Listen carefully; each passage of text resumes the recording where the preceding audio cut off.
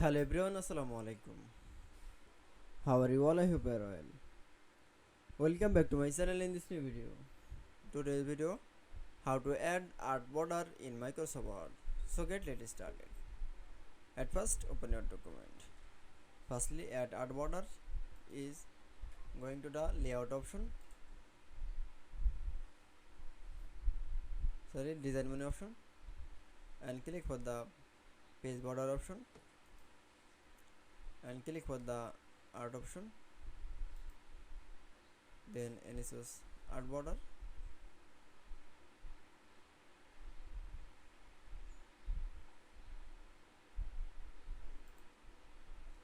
Then edit. Now for OK. That's okay.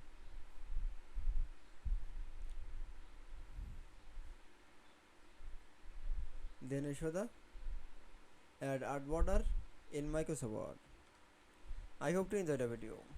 Please like, comment, share and subscribe my channel. Thanks for watching my video.